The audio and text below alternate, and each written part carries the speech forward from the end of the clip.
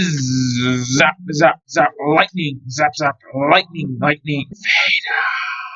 The UCS Avengers Tower and its 32 minifigures have been officially revealed, so in this video I'll be doing a full breakdown of it. The Avengers Tower has 5,201 pieces and will cost a whopping $500. It'll release on November 24th, which is just over 2 weeks from now. This set is designed by the same people who designed the Daily Bugle and the Sanctum Sanctorum, and since they all had the same designers, these 3 sets were designed to be able to connect together, which is really cool. Looking at the minifigures now, there's 32 in total. 4 Chitauri Warriors, a reused version of Loki, an amazing new Big Fig version of Hulk who has the same Big Fig redesign as the Thanos Big Fig, Captain America with his helmet and Captain America without his helmet, Thor who is mostly reused but has a new hairpiece, Iron Man in his Mark 6 armor with a ton of cool detailing, Iron Man in his Mark 5 armor, reused versions of Tony Stark, Scarlet Witch, and Wong, War Machine in his suit from Iron Man 2, a brand new Wasp minifigure and a reused Ant-Man microfigure, Hawkeye, Black Widow, Nick Fury, and Pepper Potts, a brand new version of Falcon based off the Age of Ultron, Helen Cho, Eric Selvig, and Alexander Pierce who have never been in LEGO form before, 3 SHIELD agents, one of which is Tony Stark as a reference to Avengers Endgame, the Mark 1 version of Ultron, an absolutely amazing version of Vision which is probably the best minifigure out of all of these, and finally a Kevin Feige minifigure which I find absolutely hilarious. I don't really know too much about Marvel, but one glaring omission from this minifigure selection that I can see is Spider-Man. Including him would have, in my opinion, basically made this minifigure selection perfect, but they surprisingly didn't include him. Even without Spider-Man, this is still an absolutely amazing minifigure selection. 32 minifigures is unheard of for any set no matter the price, so Spider-Man's omission isn't really that big of a deal. Looking at the other builds now, there's some Chitauri chariots which look cool, and the Chitauri Leviathan ship which looks absolutely amazing. Looking at the exterior of the Avengers Tower now, it's a quite repetitive exterior, but it still looks really good. Unlike other similar sets, it's not modular. There's also a play feature of a few exploding windows similar to the exploding windows in the Daily Bugle. On the outside of the bottom, there's a few normal details in the MCU Battle of New York Memorial, but other than that, there's not much going on. Moving on to the interior now, if I counted correctly, we have 8 floors. On the ground floor, there's a reception desk, which hilariously doesn't have a receptionist, an elevator, and a back door which leads to an alley with the now iconic Marvel garbage can. On the second floor, there's a lab, what seems to be shelves to store spare parts, a medical table, a few chairs, and a spot to deploy the Mark 7. Right above that on the second floor are book-built versions of Ultron and Jarvis. On the next floor, we have Tony Stark's workshop, which has what looks to be a small crane of some sorts and a printed diagram of the Iron Man armor all the way in the back. On the next floor, there's the cage with Loki from the helicarrier from the first Avengers movie, which I think looks cool even if it isn't accurate to have here. Moving on to the top part, it's extremely well designed and basically looks perfect. The A logo on the side is also amazing. On the landing pad in the front, there's a SHIELD Quinjet which also looks amazing as well. Inside the top part, there's more of an interior which you can access by removing the large top glass part. Moving on to the very top, there's a small floor with a giant gold ring and hilariously a sticker of the indent of Loki, which is a reference to the first Avengers movie. Next is a small room with Loki's scepter and some other stuff, and finally at the very top there's a device Eric Selvig built to open a portal for the Chitauri to enter New York. Overall, this set seems amazing and I don't really have any complaints about it. I'm only a casual Marvel and LEGO Marvel fan, so if you're a more serious Marvel fan, make sure to tell me about any bigger flaws you noticed with this set in the comment section down below. Make sure to tell me all your other thoughts about the Avengers Tower in the comment section down below as well. What are your thoughts on the minifigure selection? What minifigures do you think should have been included? Overall, do you think this is a good set or a bad set? And one last thing before you leave, please remember to hit the subscribe button, ring the notifications bell, and leave a like on the video. Bye!